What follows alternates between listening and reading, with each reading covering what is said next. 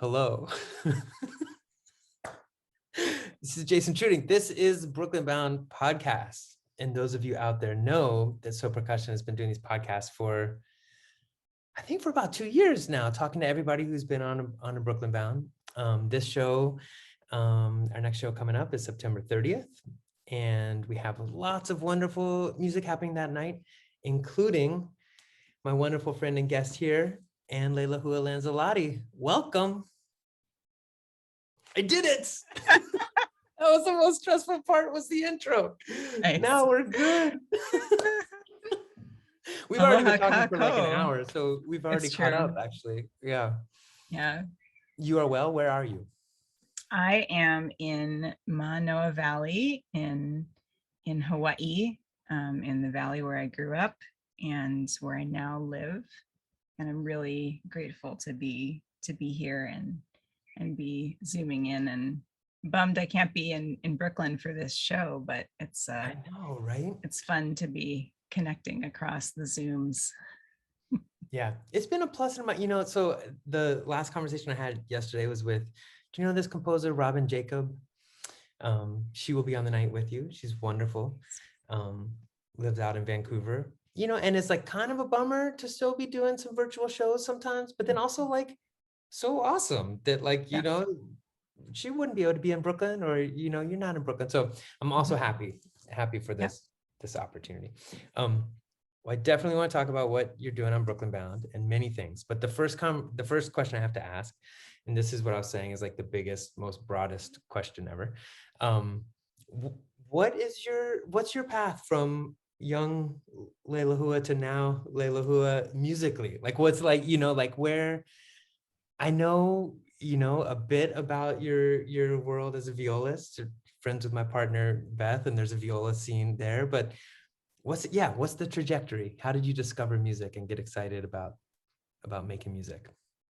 I remember there being music in our house all the time. I don't remember there not being music, and a wide array of things. My family always had different kinds of instruments in the house and lots of little percussion instruments to play with. And my mom is a certified Dalcroze eurythmics teacher, so it was equally her like playing and juggling for us as like, okay, little Anne, let's practice 2 against 3, like amazing. So kind of lots of and growing up in Hawaii, there's amazing gamelan and really fantastic local musics from all over the world, especially Asia, being so close to UH Manoa and the East-West Center. So just really grew up, hearing a lot of different kinds of musics, and in the, also studying at a halau, which is a hula school, which was also not just studying hula, but learning all the percussion instruments and studying the language. And so I really had a kind of interesting start to my kind of musical education in that way. And I came to violin, as it were, kind of late. I was 8 years old when I started violin, and Hiroko Primrose, who was a student of Shinichi Suzuki and married to William Primrose, the I violist. know the name. I should be able to pinpoint it. Yeah, I hear that. You're married to a violist when. Yeah. So she had moved to Hawaii at the end of her life, and so I was really lucky to work with her. And I always hated I was this like kid from Hawaii and barefoot and always climbing trees, and came in when I was 8, barefoot, and like, just having literally climbed a tree. And she kind of looked at me and went, "You're too old, but I'll take you anyway." Oh my God. And I was like, little Anne, an 8-year-old, like, I'm too old. What am I too old for? That's amazing. That's the difference between my scene and string player scene. That's serious. Yeah. So she was the one that encouraged me to play viola. Obviously she had a love for viola in a different way, and so I remember the first time I played viola in in school orchestra because she encouraged me to try it there, and just the resonance, playing the C string and feeling it in a different way, was so wonderful. And I think, having had this kind of interesting start to approaching music, which I really appreciate, and which I now realize is unique. And instead of feeling like it was behind and that I was, not starting violin at 2 years old, or, I actually feel like really lucky to have had such an interesting approach to sound, that even in coming to this instrument, that my approach to it was that kind of feeling and resonance and timbre, and being excited about that.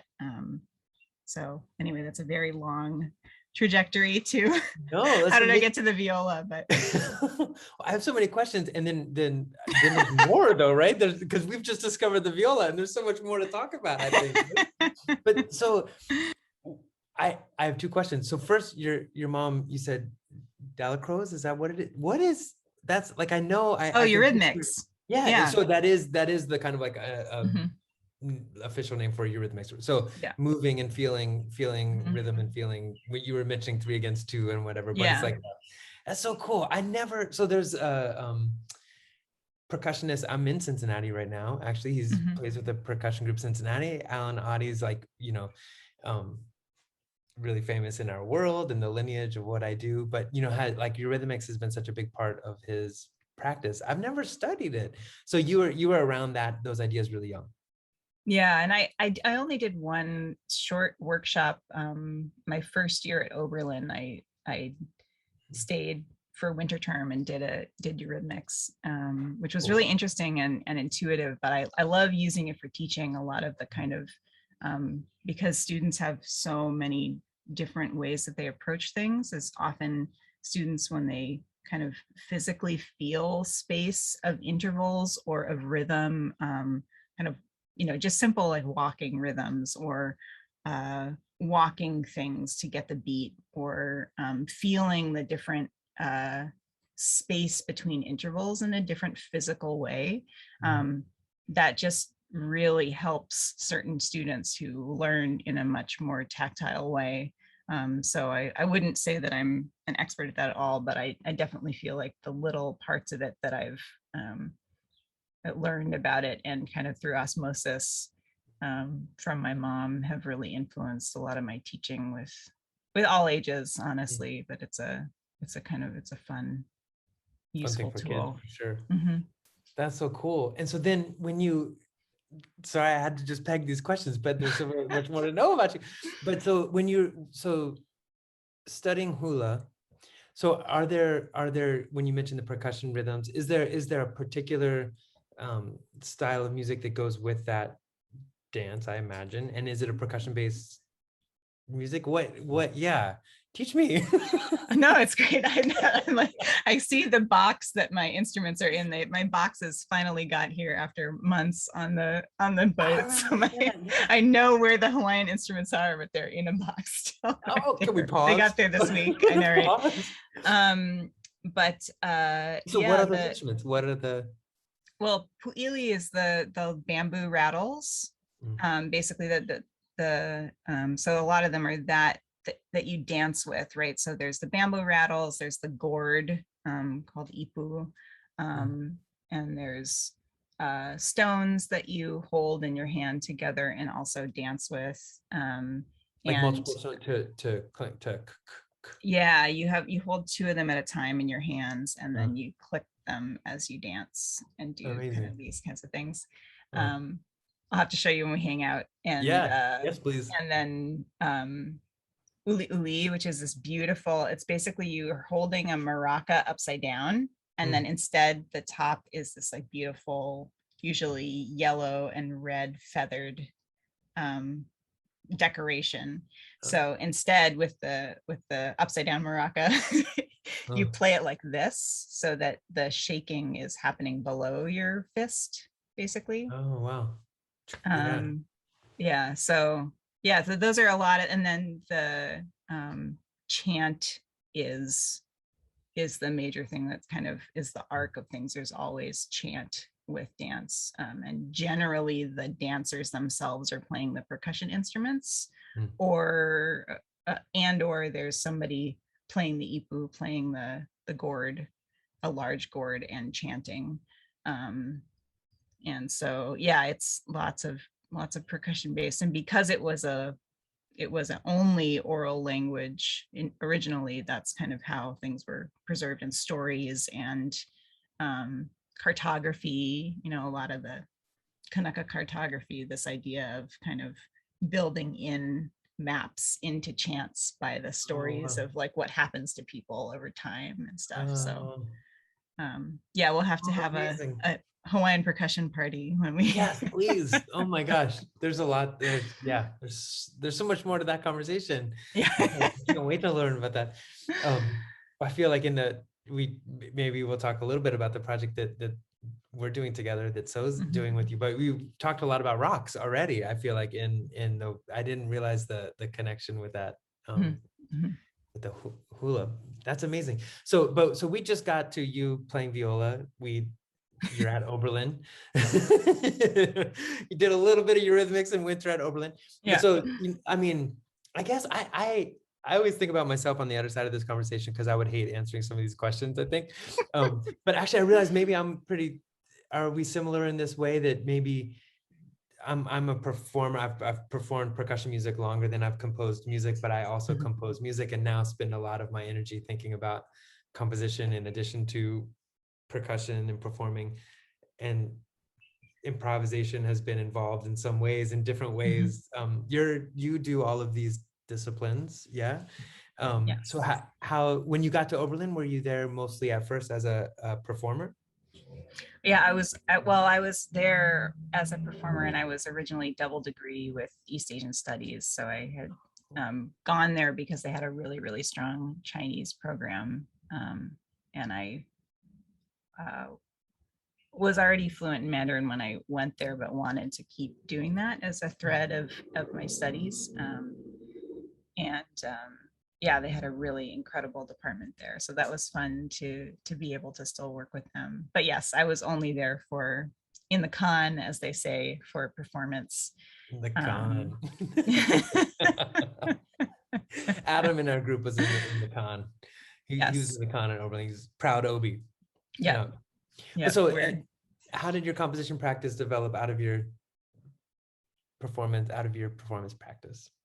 I think it was really thinking about, I had always written little things in shorthand when I was younger, but hadn't composed as much with kind of notated music. And I feel like maybe this is something I was going to ask you about, because it seems like some of your practice also feels like the way that you notate things is also about like being a performer and having these ways of approaching structure, and they're very specific, and the sound you want is really specific in a lot of ways, but that there's the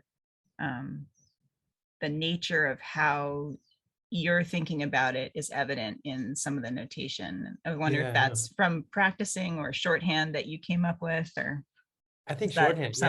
Yeah. Mm-hmm. I've always loved to see the building blocks of things, or to discover the building blocks, or to learn about the music on that level as you're learning the piece or whatever. So yeah, sometimes I've liked to keep it in that mode, Yeah. So it feels like that the shorthand that you're describing is kind of like, you could write it out in this other way, but let's just keep it in this building block, space.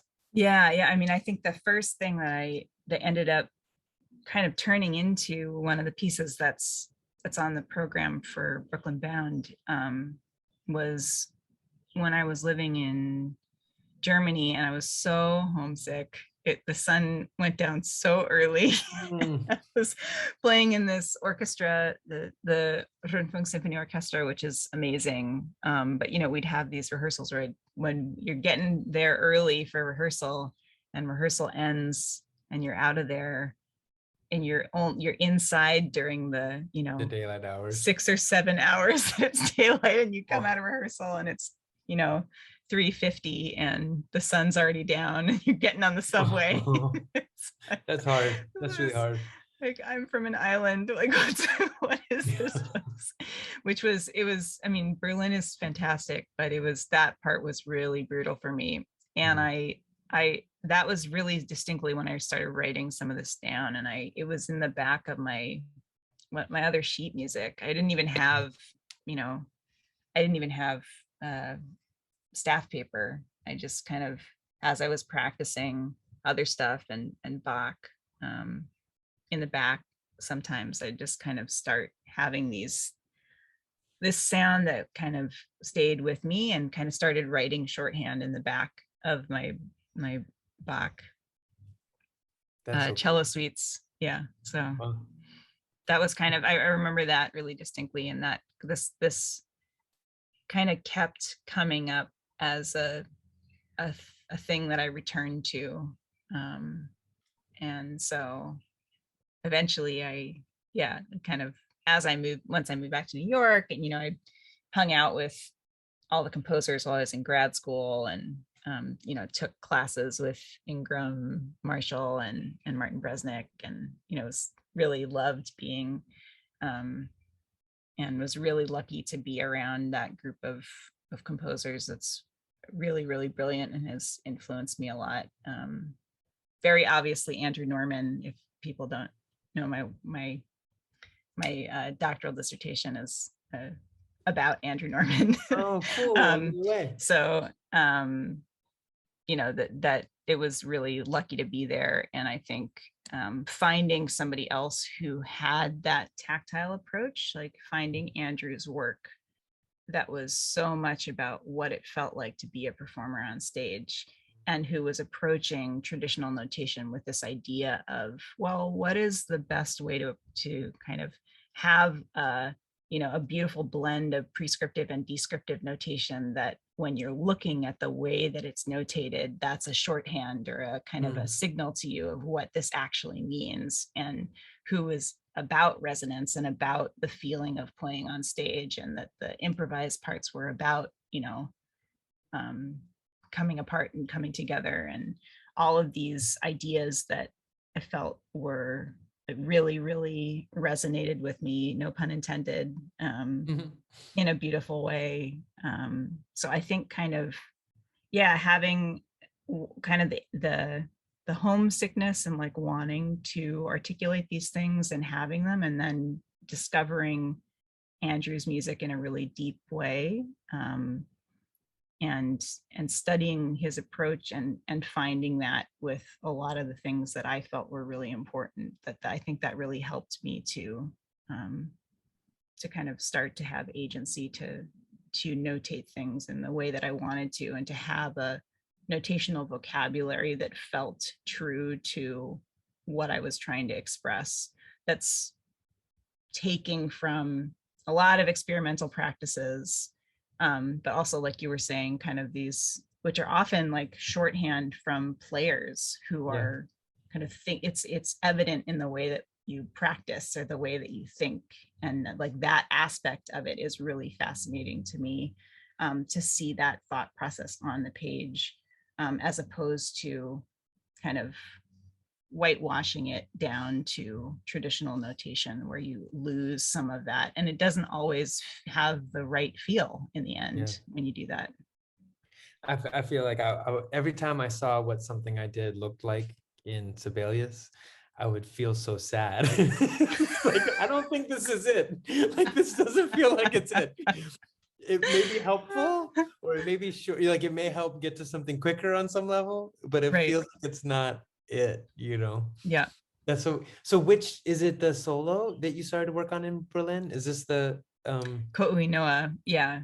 awesome. So Um, that was one of the early things that you started writing. mhm, mhm. Amazing. So can you talk about that piece a little bit? Like, I know I was really struck when I discovered that one online, and partly because I think it spoke to me that there were these different versions of it. You know, you could find Mhm, it played on viola, but also on cello, maybe on violin too. Like different mhm. string players were, or different instruments were having their own versions of the piece, which I love. I I feel like when I'm writing the music that I like the most, it's oftentimes music that can be played in a lot of different formats or something. And it was really cool to hear all these different versions. Thanks. So yeah, so was that always the goal or? No, I mean, I wrote it for myself, and Yeah. I um, finally, when we were, so I, for a little while I was living in Colorado, and it was right around the time when that article came out that Alex Ross had written an article about the tank. And Mm. Roomful of Teeth had just performed at the tank, and so he talked about it, um, and I for me, the being from Hawaii, if you can drive someplace, it's close. So, Right. Yeah, yeah, because we yeah. can't drive. You, you drive for Amazing. an hour on this island, you're at the other side of the island, right? So, Yeah. so I read this article and I was like, oh my gosh, this is so close, and it's like 6 hours away by Yeah. car. But for me, it was like it's in Colorado. It's like even in the same state, and it's like, oh my gosh, this place is so close. I have to go there. It sounds so cool.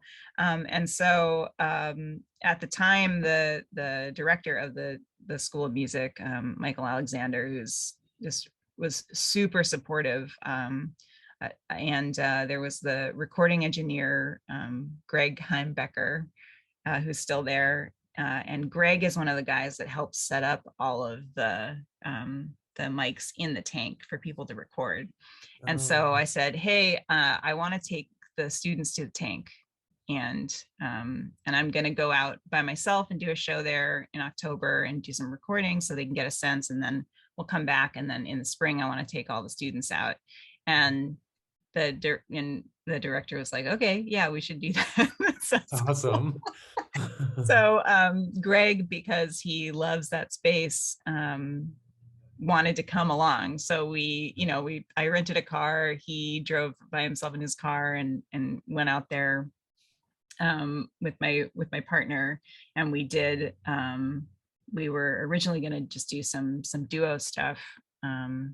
Gaylord DeWald, he does bass and modular synth, and I was going to try out the space. And so I was thinking about kind of pedagogically what would be good for this space, because I want something that so the tank has about a 30-second reverb, and the sound stays in the air for a really long time. And the recording that you're going to hear on Brooklyn Bound is the original recording from the tank.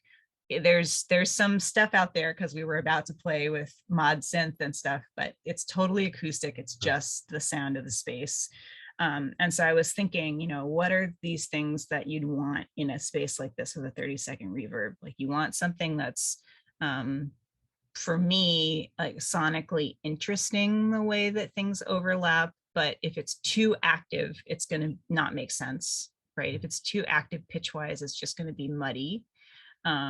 You want something that, for me also, that you have the time to be present and listen in the space and adjust and change when it feels like the resonance is the way that you want it and to change, and that you have time to be present and actually using that space as an instrument.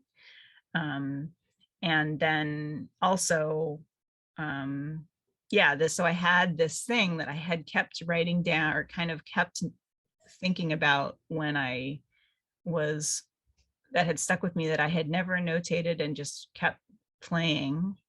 And that felt like, oh, you know what, this would be really great in the space. Like, it fits all of these educational parameters of what I'm trying to think about with the students, in terms of like having these different qualities that I think will be interesting for them to hear and then think about. This was one of the solutions. And we had some recordings from Greg because he's recorded there a lot. I thought, okay, this would be a cool way to show them. And so I didn't even really think about it as being so, I was still kind of shy about it being a piece, Yeah, yeah, yeah.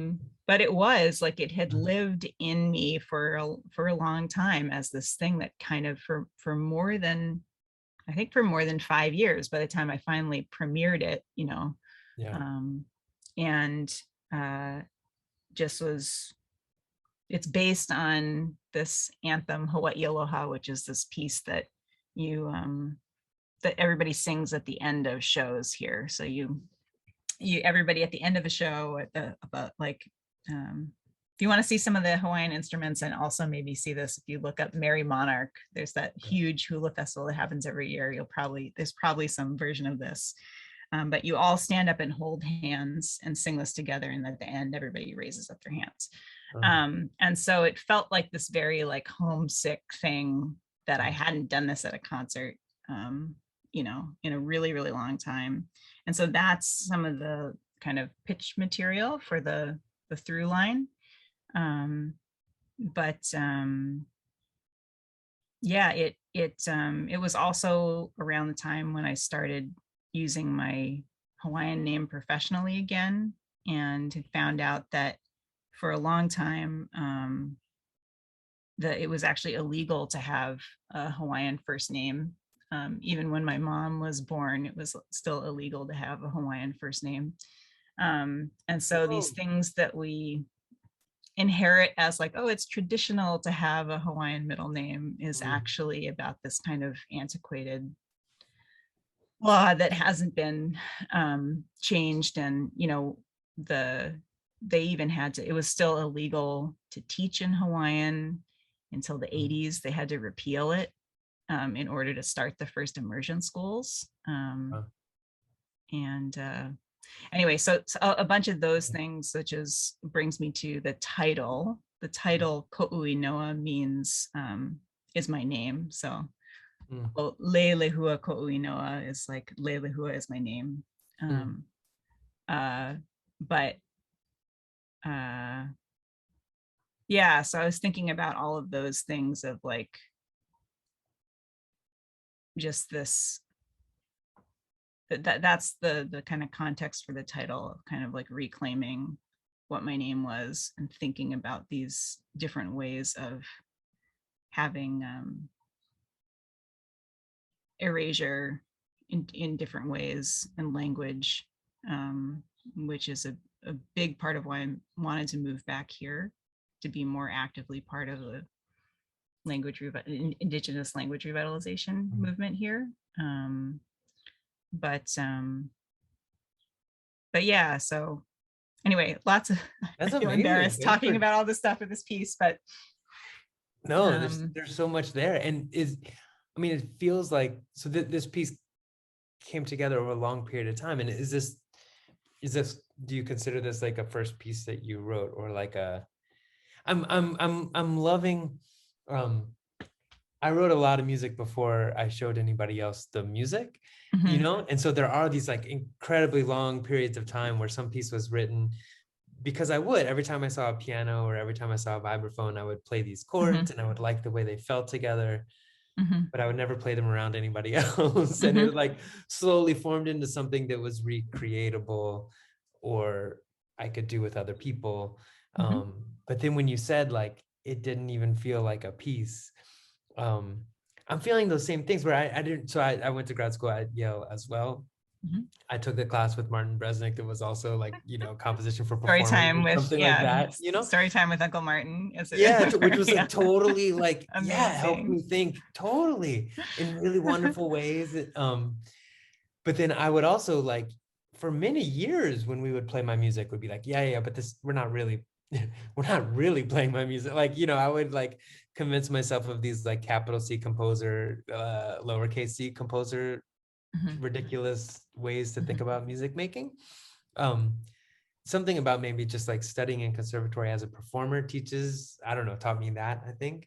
But this, I'm so happy that we're hearing this piece on the show, because it feels like a really awesomely special, wonderful piece. And when you describe it, I mean, I don't think I put together everything about the space that it was recorded in for the first time, because it's awesomely active and not active. Like it feels like the scale is, so works on very two different levels, like where you just sit in one space for a long time and it's very slow moving, but it's very active.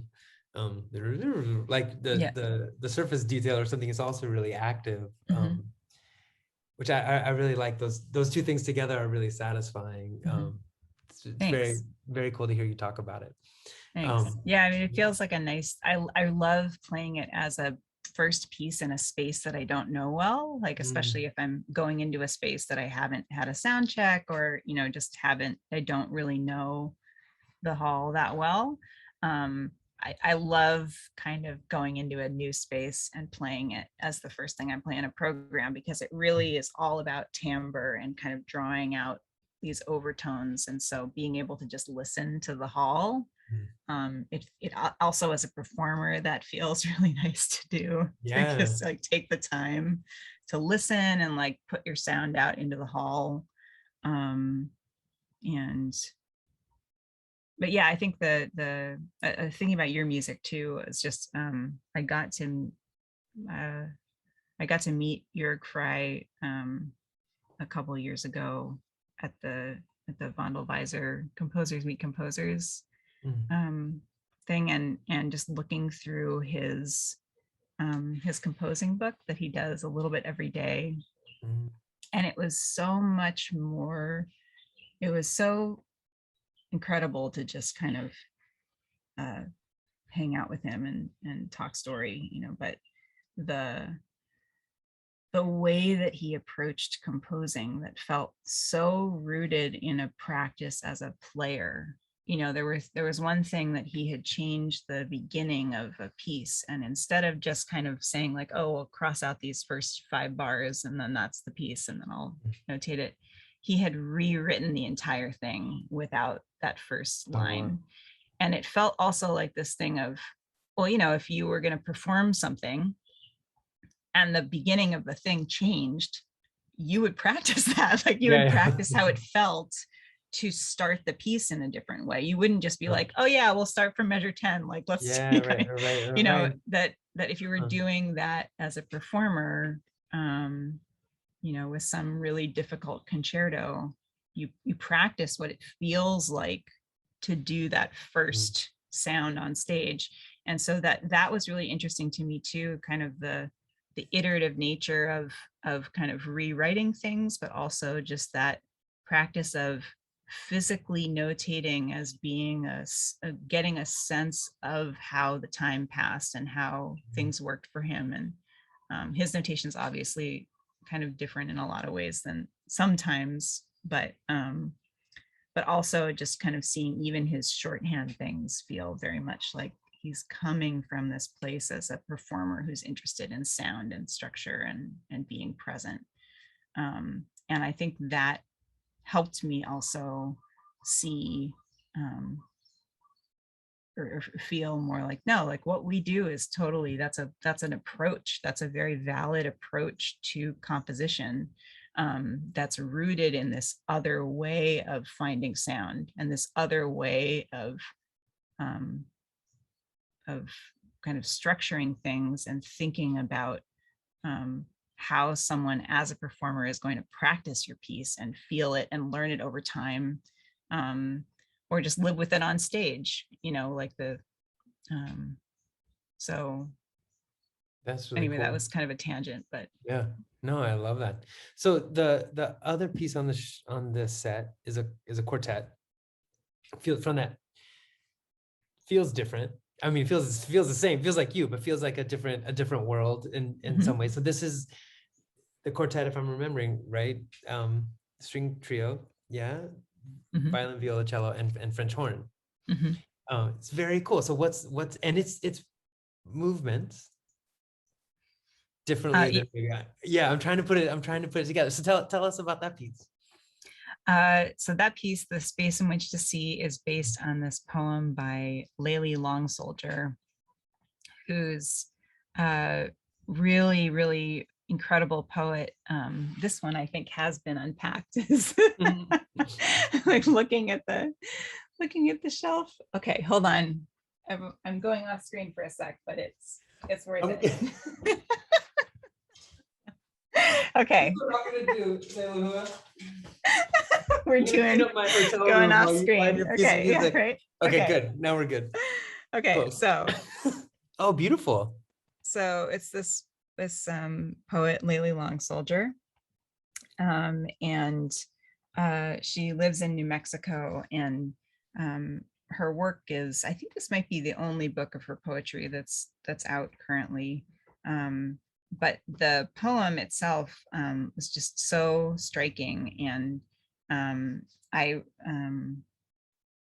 I remember seeing it for the first time, and it's actually formatted in this way that looks like a square. I'm assuming that we won't be able to actually read this on Zoom, but I can see. you can see I could. Yeah.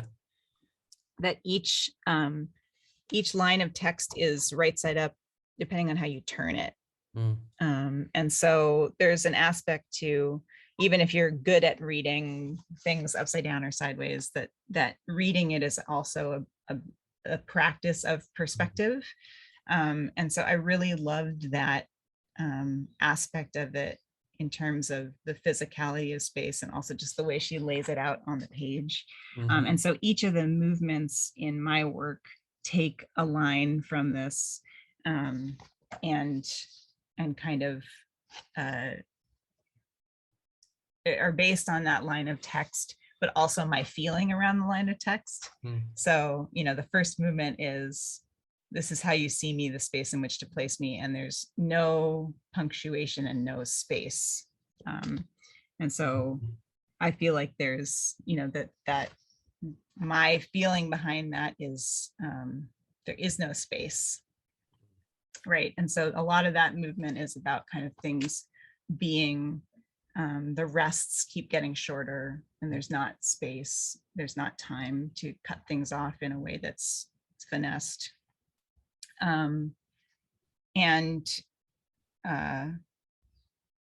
Anyway, so each movement takes one of those lines, and my because the other lines look to me very different than that. Like there are these bigger and bigger spaces built in. Yeah. So the next one, to see this space, see how you place me in you, does have space in it, and there's a quote in that, and it's kind of this outdoor space, and kind of, yeah. And then the next movement is, this is how to place you in the space in which to see, which also doesn't have any space in it. Like maybe there isn't a way for you to see me. And then the last movement is, the space in me you see is this place. Cool. And I feel like that one's the most intimate in terms of like trying to be seen. And I think, as I took this as kind of also somewhat like as an Indigenous person, and working in different spaces, and kind of being back, seeing how much I changed my accent when I lived on the continent to assimilate, and all the things you do to assimilate. And it was just felt really powerful to think about this as kind of a way that she's talking about, like that specifically was really powerful to me. But I hope that it also is just about people connecting, and just the different ways that we're all trying to be seen, and trying to be open to seeing each other, and making that space or not for each other. And so it takes these very kind of simple several elements also in the way that I composed it, and kind of treats them like different objects that are turned around. So the same elements kind of show up in the different movements in different ways, as though they're being kind of musically turned around. And who are from when I watched the clip on YouTube the first time to when I just checked it out again, I thought, so is the group a group that plays together often, or are these friends, or what's the group of people? So it's Johanna Lundy, who's a horn player who commissioned the piece for the Oh, Borderlands Ensemble, and they just had an album released with the piece with only them playing it. But awesome. she came to New York for the premiere at the Noguchi Museum. Mm. In the New York premiere, she and Borderlands Ensemble had premiered it in Arizona, and then it's Argus Quartet, half of Argus Quartet, Yeah, because they were playing on the rest of the show, and it says Clara Kim and Joanne Wong, um, who are fantastic and basically like sight read all these crazy sounds the first time correctly, and come it's on. just like, I love you guys so much. And I was like, great, that's the show. See, Awesome. Oh, that's sweet. and I love them. I know Joanne from Yale too, so we had played together in a group. And then they asked me to play with them in this piece, which was really fun. Very So cool. that was kind of the rest of the show. It was another Noguchi Museum show Yeah. that we had programmed and did some other things with Argus. So it was really nice. We played some Yurisa, Oh, yeah. her Beautiful. quartet, and Awesome. For that instrumentation? no, for the like the I played with Argus Okay. in Oh, her got it. Got it. quartet. Got it. Oh, cool. Um, Cool.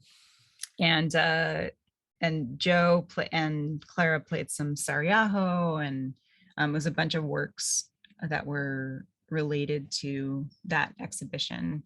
Oh, cool. Um, that but yeah, so that's why Argus was there as a, but I made them do wacky things and play bells and stuff too, so they were good sports.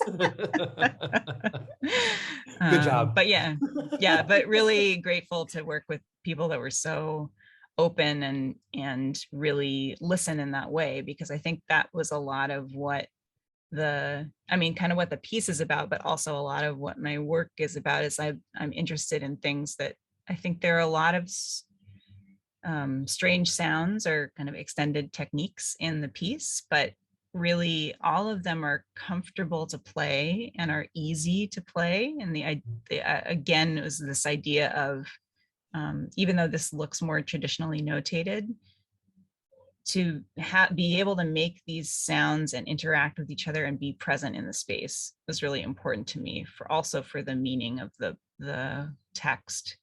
And so I think that's a lot of what happens in each movement, is just kind of having these parts and actually having the players be able to do that and be present on stage doing that was important to me. Oh, very cool. I'm excited to hear both of those pieces together. They're very, very cool. Well, there's two questions that I've always been asking of folks kind of outside of the Brooklyn Bound world a bit. And you started to talk a little bit just about like moving back home and transition in that way, I guess. Like, so one of the questions I've been asking, and it feels different to ask now that I'm in Cincinnati playing a show, but things are still kind of happening with people and not happening with people. But last March, everything shut down. We stopped sharing space with people. We stopped sharing concerts and sharing sounds. And I remember at that time really thinking like, what does it mean to be a musician at this moment? What does it mean to be a performer? A lot of things surrounding that. I remember in the first couple months of the pandemic, I remember this feeling of like these really well-meaning, friends of mine would be saying like, oh, we need artists now more than ever, and you're feeling like, wait a minute, dude, I'm just trying to get my kid through kindergarten too, or whatever. Like, we're all just trying to get by right now. And then this year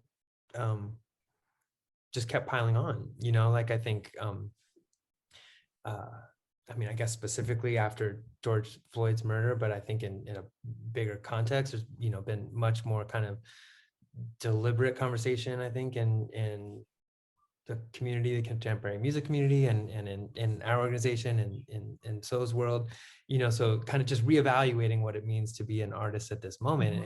And I feel like now we've been in these conversations long enough that I'm sure that's changed many times, but it has, so whichever part of that is resonating with you, like, have you have you reevaluated or rethought about your practice over this last year and a half, or has this last year and a half maybe, I could imagine in ways that, your practice was, kind of solid before this moment, and it amplified parts of your practice, or like what has this experience been like for you in some way in terms of your practice? I think, some of what a lot of us are missing was just the fact that one of the things that's so powerful or can be so powerful about being in a concert is getting people together, uh, physically in the same space to practice empathy, to practice listening, and empathy in the sense that you're hearing the perspective of somebody else, and that in a way that's not interruptive. There's certain kind of understood decorum in terms of even just letting people finish and hearing things out and understanding time in a different way, and to be pulled out of that, I think, was really hard. And I think we're also seeing the conversation about when you're missing those voices from spaces like that, and you're not practicing the kind of listening, what does that mean in terms of um, actually being inclusive or using the medium to affect change? Um, but I see organizations that are doing it really well. I see organizations that are still really struggling. But I also know that everyone is really burned out, and it's been a tough year, you know, for people to continue to challenge themselves and think deeply about these things. Um, and I don't think that's really answering your question. But I think, that's I think it really made me think about that part of the practice of what we do, of this kind of what's important about being present and listening, um, that I feel is really, really important. Um, and yeah, what does it mean for us to be musicians right now and doing that? And I think,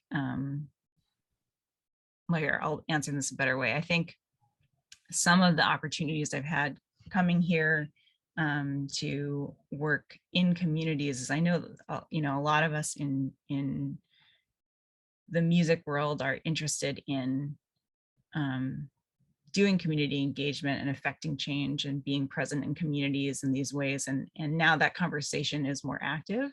But I think that I'm talking around things a lot.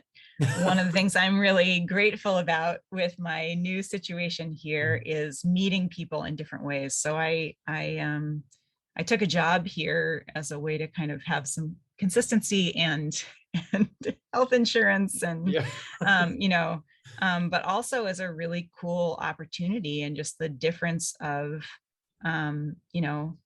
my boss is an Asian American woman from Maui. The other full-time person in the office is also Native Hawaiian. Like, our core of people is the three curators for the triennial are this Australian Chinese woman, Japanese woman, and a local Hawaiian guy. Our entire team is just so different, working with this team and talking about these things. And I didn't realize how exhausting that was, to not be in this kind of space. And it's still difficult, and we still are like struggling to do a good job with it. But also then, my job is as the director of community engagement for this Hawaii visual art, Hawaii Contemporary Triennial. So part of what I'm doing also is, I'm working with people like Payette, who organizes volunteers and is an incredible active member of the community and is so brilliant. And even we just have these work meetings, and it's so helpful to hear her perspective. And she's somebody who's actually on the ground organizing volunteers, doing things, who's also Native Hawaiian, and then going out to Kahumana Farms, where they do, they do, they have traditional transitional housing for people that are experiencing homelessness, but also professional development and arts activities and things, so that it's not just a space for people to go, but also resources for them to get back on their feet. And just having a excuse during this time when things are still very tentative and it's hard to reach out to people, that a part of my job right now is to keep reaching out to community organizations that are on the ground doing the work, as a, and for the first time in a really long time, being in spaces with other Native Hawaiian people who are doing really incredible work, and who I don't have to explain things to in a way that's different culturally, and is so powerful. And I feel so inspired by those people doing that work. And I think, that's something that as an artist, as a composer, as I'm planning these projects now, I'm trying to be, I do feel like it's a part of my practice, but it feels really like I'm able to, I'm really investing the time in, like, what does it mean to just really be on the ground and listening to these people that do it full time, that are really organizing people and listening to people and helping people out full time. And we all can't do that all the time, and that's not my job to solve all those problems, but to be able to, like, really listen to them about what's happening, and to be a part of that, and to then think about the way that I'm programming and doing community engagement and doing in-school programming and creating the materials around, or the situations for my projects, is I'm just grateful for that time, and it feels really powerful, and it feels more connected. And I hope that, that's something that I can be held accountable for, and also that I can, do a good job with in these projects, that it's okay to say, okay, well, I really want to do this, but we need to find funding for this aspect of it. That's, or, I'm going to make sure that I build in doing these kinds of educational programs, or amplifying these certain things. And I still don't know that answers your question, but No, I I think think I kept made me pointing feel a at little it and more say, you're practical. definitely answering the question. You may feel like you're definitely answering the question. No, I that's beautiful. Thanks for sharing that experience. I think, I mean, early on, what you said just about listening to concerts with a sense of empathy. I mean, I've been struck by trying to think about things in new ways, and then also realizing that, and like, our scene has these skills that we just need to use. Like we are good at listening and sharing space and sharing ideas. And I do remember maybe 4 or 5 years ago having that experience of, before that, so had made some work that was a bit more overtly political or about something. And then we went through a couple of years where we weren't doing that, but I had this realization that, but actually just like sharing space with people in concert, and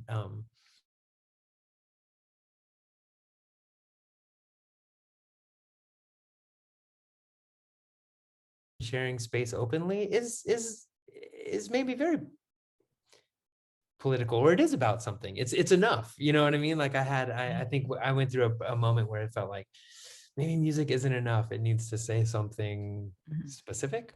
And I think I've had a realization that maybe I'm not very good at saying specific things, but maybe I am good at sharing space or share, these other things that we do well as musicians.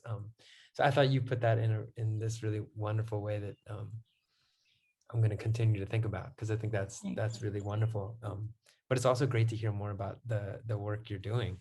I cannot wait to come hang out and see the work you're doing as soon as we can make that happen. Yeah.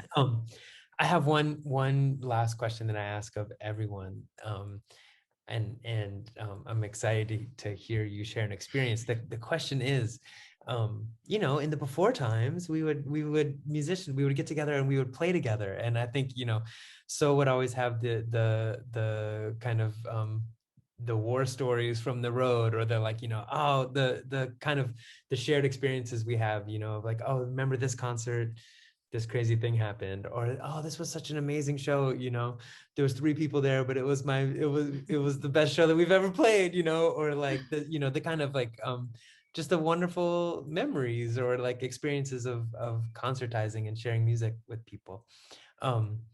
Like I said, for us, oftentimes it has to do with like a broken flower pot or something, but it can also have to do with, just a really wonderful concert experience. Do you have something that comes to mind for you that's like, oh, this experience was really special. I can't wait to make music like that again. You probably have many, but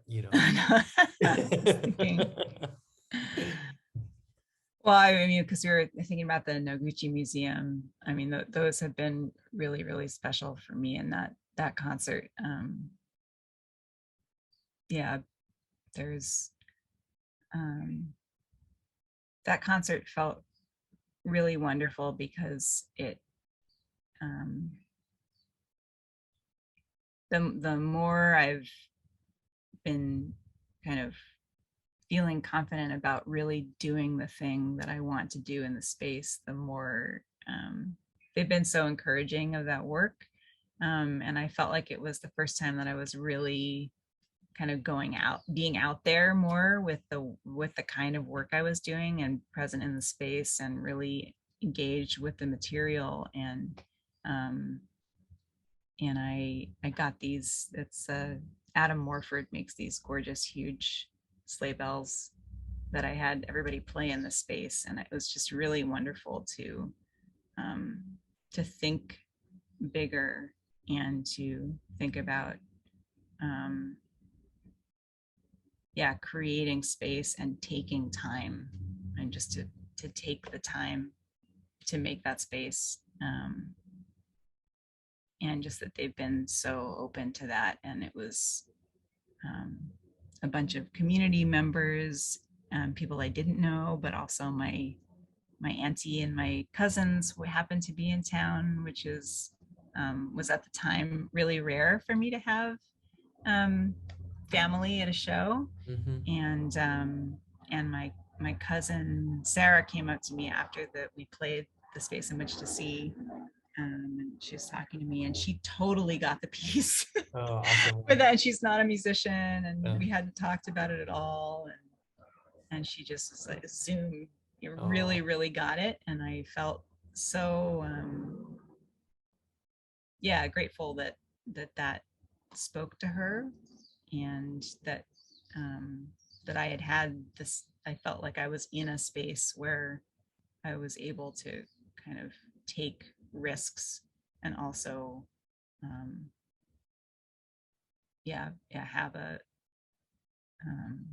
have a community there that was really powerful. So yeah, hopefully we'll be doing that again. We will actually be doing that again absolutely soon. Well, I can tell just from so we're gonna have a whole other conversation to talk about the work we're doing together. So excited that we're gonna play some new music by Leilehua Lanzilotti in some distant, not so distant, in some future wonderful time. But that you brought us in. It's gonna be a co-commission with the Noguchi Museum, and that just the meeting Dakin on Zoom and talking with the two of you, it was just so evident what a special relationship that is, and what a special space that is, and what a special curator and supporter he is. So really grateful that you've made that connection for us. And I guess we've played outside at the Noguchi Museum one time. It was very memorable. Um, some work in progress. We were just going for it. And actually, the fact that a space like that would just let you go for it and be Yeah. like, we're gonna try some stuff out. Let's see what happens. Yeah. All good things. So anybody watching this, please, keep an eye out for that. And come hang out on September 30th. Me and everybody from So will be in the chat, loving it. I'm sure it's so fun to just see awesome, wonderful things. There's gonna be a lot of different performers on the night. I know it'll be much earlier for you, but if you're around and want to join in the chat as well, Leilehua, bring some good vibes. That'd be good. Yeah. Thanks for chatting. Always great to talk to you and catch up. Absolutely. Yeah, I'm so hopeful we're gonna see each other soon. Yes, absolutely. Awesome. Well, have a great rest of your afternoon. Thanks. You too. Take it easy. See ya.